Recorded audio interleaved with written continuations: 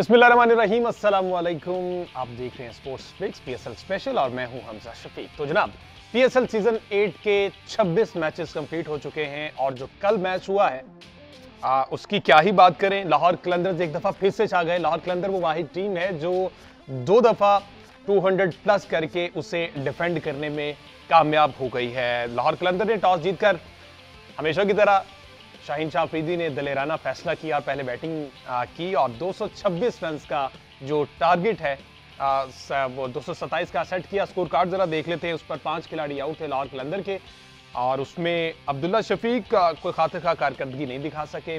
फखर जमान ने बहरहाल 115 रन की इनिंग्स के लिए 57 गेंदों पर। उसके अलावा कामरान गुलाम का टीम में कमबैक हुआ और उन्होंने 41 रन की इनिंग के लिए 30 गेंदों पर।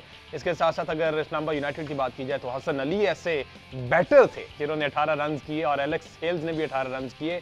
और हैरानी की बात यह है कि हसन अली ने 13 गेंदों पर 18 किए और एलेक्स हेल्स ने 16 गेंदों पर 18 रन बनाए हैं।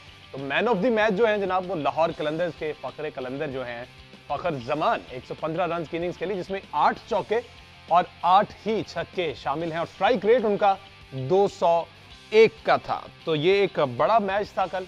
टारगेट के लिहाज से भी 200 प्लस। जब भी टारगेट होगा ओपोनेंट टीम जो है वो उसको एक प्रॉपर स्ट्रेटेजी के साथ मैदान में उतरना होगा। लेकिन इस्लामाबाद यूनाइटेड जो कि पिछले मैचेस में तो कामयाबी के झंडे गाड़ती रही है और बड़े बड़े नाम है, इसमें बड़े बड़े खिलाड़ी मौजूद है, लेकिन लाहौर कलंदर की बॉलिंग लाइनअप के आगे ये सारे बड़े नाम कल नाकाम हो गए और पूरी की पूरी टीम 107 रन पर पवेलियन लौट गई। फॉर्मर कैप्टन सलमान बट साहब हमारे साथ मौजूद है स्टूडियोज में। मजीद उनसे जानते हैं कि जो वर्ल्ड क्लास बॉलर्स हैं लाहौर कलंदर के पास, मेरा ख्याल इसी तरह की परफॉर्मेंस रही तो बट साहब ये फाइनल जरूर खेलेंगे। Welcome to the show but साहब। थैंक यू हमजा, जज़ाकल्लाह। आई थिंक के फ़र्क बॉलिंग का है जैसे आपने जिक्र किया है और बॉलिंग ट्रूली इस पीएसएल की ही नहीं अराउंड द वर्ल्ड अगर आप लीग्स देखें शायद ही किसी एक टीम की इतनी बड़ी बॉलिंग हो करंटली और स्पेशली इस फॉर्मेट को लेके, क्योंकि ये स्पेशलाइज करते हैं T20 में। Shaheen with the new ball, Rashid Khan दुनिया के बेहतरीन लेग स्पिनर हैं, हारिस रऊफ बड़े एक्सपर्ट होते जा रहे हैं, इतना एक्सपीरियंस हो गया T20 क्रिकेट का, उसमें वो पाकिस्तान के लिए भी बहुत अच्छी बॉलिंग करते हैं, यहाँ लाहौर के लिए भी। और उसके साथ डेविड वीज़े भी बहुत एक्सपीरियंस्ड ऑलराउंडर हैं, सिकंदर रज़ा ठीक ठाक बॉलिंग कर लेते हैं, तो बहुत सारी ऑप्शंस इनके पास हैं। अभी तो हुसैन तलत कोई पूरी तरह इस्तेमाल नहीं होते इनकी बॉलिंग में और आई थिंक ऑप्शंस हैं। फिर जो बेस्ट चीज़ है ना, एक वीक लिंक होता है इमर्जिंग प्लेयर। इनका इमर्जिंग प्लेयर ही बहुत तगड़ा बॉलर है और वो मेन प्लेयर्स को आउट करता है और वो लास्ट ओवर भी उसी पे आता है जब कोई मैच फंसा होता है।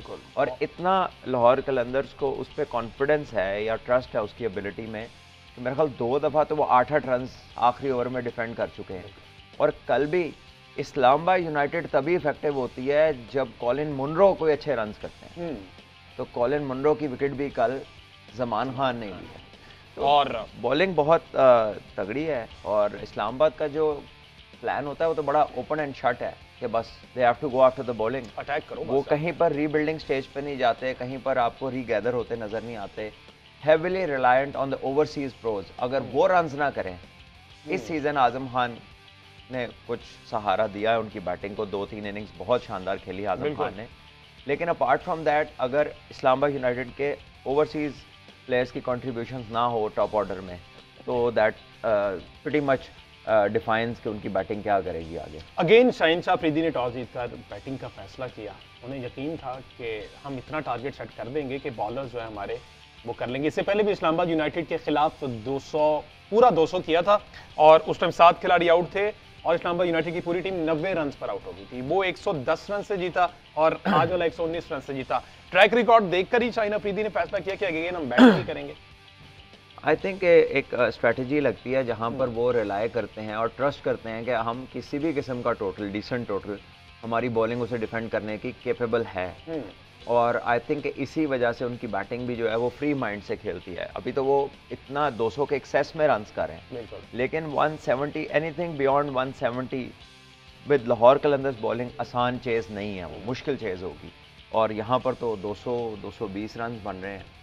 बस अब ऐसा क्यों होता है कि जब फखर जमान नाकाम हो जाते हैं तो पूरा का पूरा टारगेट डिस्टर्ब हो जाता है। हमने पिछले मैचेस में देखा जिन जिन मैचेस में फखर जमान जल्दी आउट हुए उतने मैचेस में उन मैचेस में एक तो टारगेट थोड़ा रहा, और वहां पर फिर जब टारगेट थोड़ा तो फिर बॉलर भी हाथ खड़े कर जाते हैं। देखिए फ़खर ज़मान एक एक्सप्लोसिव प्लेयर है। कल भी आप देखें कि पहले उनका पहले ओवर में कैच छूटा स्लिप में, सीधा कैच स्लिप में, उसके बाद उनका एक और कैच छूटा। और स्पेशली फ़खर कहते हैं कि जब शुरू में मेरे एजेस होते हैं ना, तो मुझे पता लग जाता है कि आज मेरा दिन है और आज मैं बहुत बड़ा स्कोर करूंगा। अच्छे स्टॉक्स पे नहीं, एजेस पे कहते हैं। हाँ जी, तो कल भी आते ही तो बड़ा स्ट्रेट फॉरवर्ड चांस था। और कैचेस विन मैचेस, अगर आप फील्डिंग में इस तरह के प्लेयर को, जो कि डेंजरस प्लेयर हो, जो कि अकेला मैच को बदलने की कैपेबिलिटी रखता हो, अगर आप उसको चांसेस देंगे तो फिर आपकी बचत तो मुश्किल ही है ना। और जिस तरह की फॉर्म में है जी जी, अगेन बैटिंग ऑर्डर थोड़ा सा चेंज किया गया, अब्दुल्ला शफीक से ओपन करवाया गया। अब्दुल्ला शफीक कहीं ना कहीं सेट जा रहे थे, तीसरे नंबर पर आ रहे थे, उनसे कल ओपनिंग करवाई गई और वो उसमें नाकाम रहे। बिल्कुल, क्योंकि पिछले मैच में तो शावेज को ओपनिंग पे चांस दिया था और वो आउट हो गए थे आते साथ ही महज दूसरी बॉल पे जी। और इस मैच में फिर कामरान गुलाम इज़ बैक और आई थिंक काफ़ी मैचेस इन्हें मिले हैं और इवेंचुअली इन्होंने कल एक 40 रन की इनिंग खेली है और आई थिंक उसमें पार्टनरशिप बहुत शानदार लगी उनकी फ़खर ज़मान के साथ। फ़खर ज़मान वाज वेरी डिस्ट्रक्टिव और जब आपके साथ एक प्लेयर ऐसा खेल रहा होता है ना, तो सामने वाले के लिए बैटिंग आसान हो जाती है, क्योंकि उसने सिर्फ सामने वाले को खिलाना होता है। और अक्लमंदी भी यही है, पार्टनरशिप लगती भी ऐसे है कि आप सामने वाले को खिलाएं और ख़ुद से अननेसेसरी रिस्क ना लें। तो वही किया, अच्छी पार्टनरशिप। सैम बिलिंग्स भी उसके बाद 32 रन उन्होंने भी कर दिए। आखिर में राशिद खान के हाथ भी चढ़ गया लास्ट ओवर में, एक छक्का और 2 चौके उन्होंने भी लगा दिए।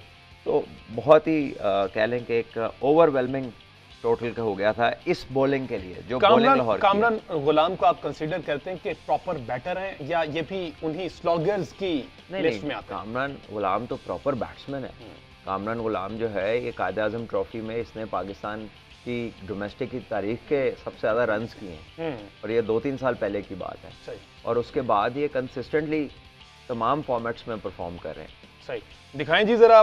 कामरान गुलाम ने जो 30 गेंदों पर 41 रन की इनिंग्स खेली है, 4 चौके हैं और उसमें 2 छक्के भी शामिल हैं, वो इनिंग्स उनकी देख लेते हैं जनाब। ये वो परफॉर्मेंस थी कामरान गुलाम की, 30 गेंदों पर 41 रन की इनिंग्स खेली उन्होंने। बट साहब ये परफॉर्मेंस देखकर तो ऐसा लगा कि शायद स्पिनर को बहुत ज़्यादा अच्छा खेलते हैं ये। देखिए जो है मुबस्सिर खान एक नॉन रेगुलर स्पिनर हैं और कोई इतने इफेक्टिव नहीं है। एक डिफेंसिव सी लाइन थी अराउंड द विकेट आके। बिल्कुल। तो कामरान गुलाम ने, जैसे कि एक एक्सपीरियंस प्लेयर करता है कि अगर उसके हाथ लग जाए कोई इस तरह का बॉलर, तो वो फिर उससे मैक्सिमम एडवांटेज जो है वो लेने की कोशिश करता है और कामरान गुलाम ने लिया। और आई थिंक और दूसरी तरफ वो फ़खर ज़मान को भी खिलाते रहे, जाहिर है, क्योंकि वो फास्ट बॉलर्स को बहुत अच्छी स्ट्रोक्स लगा रहे थे, बहुत उनका मिडल हो रहा था। इवन शादाब जब आए उसको भी बड़े आड़े हाथों लिया फ़खर ने।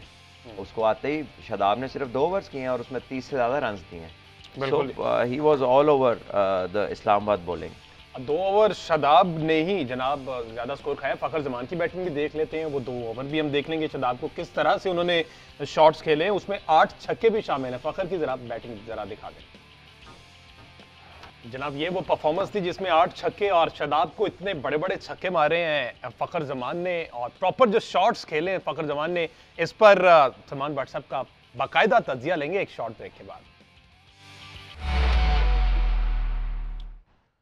वेलकम बैक जी। बात हो रही थी पाकिस्तान सुपर लीग सीजन 8 के 26 मैचेस कंप्लीट हो चुके हैं और कल का जो मैच था इस्लामाबाद यूनाइटेड वर्सेस लाहौर कलंदर, उस पर बात हमारी जारी थी।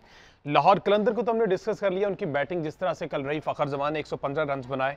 थोड़ी सी बात कर ली जाए, अब इस्लामाबाद यूनाइटेड में बड़े बड़े नाम शामिल थे, लेकिन एक भी नाम इस टारगेट को अचीव करने के लिए कामयाब नहीं हुआ, जिसमें एलेक्स सेल्स हैं, कॉलिन मुनरो हैं। क्या वजूहात थी, मजीद जान लेते हैं सलमान भट्ट साहब से। बट साहब, बॉलिंग अच्छी हो गई या यूनाइटेड का दिन बुरा था? नहीं, देखिए बॉलिंग तो बिलाशुबा अच्छी बॉलिंग हुई है। ज़मान खान ने बड़ी अच्छी विकेट्स ली, बॉल आगे से किया, बिजनेस एरिया से बॉल स्विंग किया जिस पे मुनरो आउट हुआ, हल्का सा गेंद बाहर निकला। और बाकी है कि राशिद खान वाज आउटस्टैंडिंग। वो मौका ही नहीं देते, बैट्समैनों को रिस्क लेना पड़ता है और जब बैटर रिस्क लेता है तो उसमें फिर आउट के चांसेस भी होते हैं।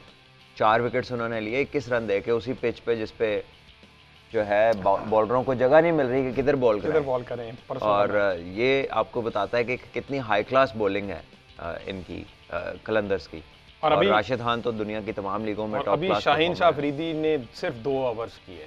और एंड पर डेथ ओवर्स में वो विकेट्स निकाल जाते हैं मजीद, लेकिन उससे पहले ही 10 खिलाड़ी आउट हो गए। अगर हम विकेट्स पर नजर डाल लें, जिस तरह से 10 खिलाड़ी आउट हुए इस्लामाबाद यूनाइटेड के, उसमें हम राशिद खान के 4 खिलाड़ी जो उन्होंने आउट किए वो भी देख लेंगे। तो जनाब ये वो विकेट से इस्लामाबाद यूनाइटेड की 107 रन पर इस्लामाबाद के 10 खिलाड़ी आउट हो गए वाइल चेजिंग 226 रन। मतलब सिर्फ मेरा ख्याल राशिद खान को ही अगर वो समझ लेते तो शायद कोई थोड़ा बहुत स्कोर हो जाता, बाकी बॉलर्स तो साइड पे रखते हैं। देखिए राशिद खान जो है वो बहुत इफेक्टिव है, और स्पेशली एक बड़ी चेज में जहाँ पर फिर बैटिंग ने रिस्क लेना ही है, उसने शॉट मारनी है, क्योंकि अगर वो नहीं करेंगे तो एवरेज कैसे पूरी होगी। So there is no stopping. जब आप इतनी बड़ी चेज में जाते हैं तो फिर आप एज अ बैटर ये नहीं देखते कि किसका ओवर है, अनलेस कि आपका एक बड़ा अच्छा स्टार्ट हो। लेकिन यहाँ पर तो ऊपर से ही जमान खान ने आउट कर दिया है, डेविड वीज़े ने विकेट ले ली, तो जब कम राशिद खान, तब भी इस्लामाबाद यूनाइटेड कोई बहुत अच्छी पोजीशन में नहीं था। और फिर वो भी एक मैजिशियन है, उनको खेलना कहाँ आसान है। मुबस्सिर को तो समझ ही कुछ नहीं आया, और आसिफ अली जो है वो उन्होंने एक मारने की बहुत कोई जोर लगा के हिट मारने की कोशिश की, लेकिन बैट बॉल का आपस में कोई सलाम दुआ नहीं हुई, गुजर गई बॉल। ठीक है जी, ये तो कल का मैच था, उस पर तो बात हो गई। आज का एक बड़ा इंपॉर्टेंट मैच है जो कहीं ना कहीं क्वार्टर फाइनल की हैसियत इख्तियार कर गया है। पेशावर ज़ल्मी वर्सेस मुल्तान सुल्तान्स, ये वो मैच है जो जीता उसकी जगह पक्की हो जाएगी। तीसरे नंबर पर वो मौजूद होगा पॉइंट्स टेबल पर, क्योंकि टॉप पर लाहौर है 14 पॉइंट्स के साथ, दूसरे नंबर पर इस्लामाबाद है 12 पॉइंट्स के साथ। तीसरे और चौथे की जंग है मुल्तान सुल्तान्स वर्सेस पेशावर ज़ल्मी, ये 7 बजे मैच होगा। अगर इनके पॉइंट्स पर नजर डालें तो 8-8 दोनों के सेम पॉइंट्स हैं, 4 जीते 4 हारे और इक्वली चल रहे हैं। लेकिन थोड़ा सा इशू यहाँ पर पेशावर ज़ल्मी के साथ ये कि उनका नेट रन रेट जो है वो माइनस में है, -0.5 नेट रन रेट है। और इस तरह से ये आज इंपॉर्टेंट मैच है इन दोनों के लिए। जो जीतेगा उसकी तीसरी पोजीशन पक्की हो जाएगी। वैसे तो सलमान साहब अपेरेंटली तो 4 फाइनल होते हुए दिखाई दे रहे, मुल्तान सुल्तान, पेशावर ज़ल्मी, इस्लामाबाद, लाहौर। कोयटा के पास बहुत नैरो मार्जिन है, शायद आगे अगर पेशावर ज़ल्मी आज का मैच भी हारता है, अगले मैच भी हारता है, तो फिर शायद कोयटा। देखिए अगर पेशावर दोनों मैच हार जाता है तो बहुत चांसेस हैं कि पेशावर का जो रन रेट है वो मजीद डिटेरियोरेट करेगा। ऑलरेडी -0.580 है और कोयटा का -1.1 है। सो तो कोयटा को जीतना पड़ेगा और बड़े मार्जिन से, और पेशावर को हारना पड़ेगा और बड़े मार्जिन से हारना पड़ेगा। आज की अगर स्ट्रेटेजी पे बात की जाए, वही स्टेडियम, वही ग्राउंड, उसी तरह से विकेट्स, आज भी टॉस मैटर करेगा। वैसे तो लाहौर के मैचेस में हमने नहीं देखा कि टॉस मैटर कर रहा है। देखिए लाहौर का तो केस ही डिफरेंट है। जैसे दुनिया क्रिकेट में इंग्लैंड की बैटिंग को लोग नकल मारना चाह रहे हैं, लेकिन ये नहीं देखते कि अपने रिसोर्सेज क्या हैं। इंग्लैंड की तरह के 8-10 प्लेयर किसी भी दुनिया की टीम में नहीं, इसलिए वो उनके जैसी स्ट्रेटेजी नहीं बना सकते। लाहौर की तरह की बॉलिंग किसी फ्रेंचाइज के पास नहीं है, ये लाहौर की तरह की स्ट्रेटेजी नहीं बना सकती। अब करें ना, ये तो सब कहते हैं जी स्ट्राइक रेट अच्छे होने चाहिए, देखें इंग्लैंड कैसे खेलता है, बिल्कुल हमें भी खेलना चाहिए। तो करें ना, कहें लाहौर की बॉलिंग कैसी है, हमने भी ऐसे आउट करने दिखाएं करके। नहीं होता। आपकी जो स्ट्रेटेजीज हैं वो आपके रिसोर्सेज पे होती हैं। बिल्कुल। अगर आपके पास वो प्लेयर ही नहीं है तो आपका प्लान क्या करेगा?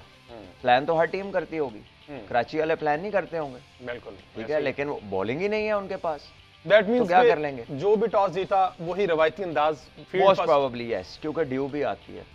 ठीक है जी, जो भी टॉस जीता मोस्ट प्रोबेबली वो यही प्रेफर करेगा कि बॉल फर्स्ट करे। लेट्स सी जी, 7 बजे मैच है, इंपॉर्टेंट मैच है दोनों टीम्स के लिए, ताकि तीसरी पोजीशन पर इनमें से कौन सी टीम जाएगी। और पेशावर के लिए ज्यादा इंपॉर्टेंट है क्योंकि कोयटा ग्लेडिएटर्स उनके पीछे, अगर ये मैचेस हारते हैं तो कोयटा ग्लेडिएटर की कुछ उम्मीदें जो हैं बहाल हो जाएंगी। जो भी रिजल्ट निकला उस पर बात करेंगे अगले शो में। आज के शो से फिर बात करते हैं।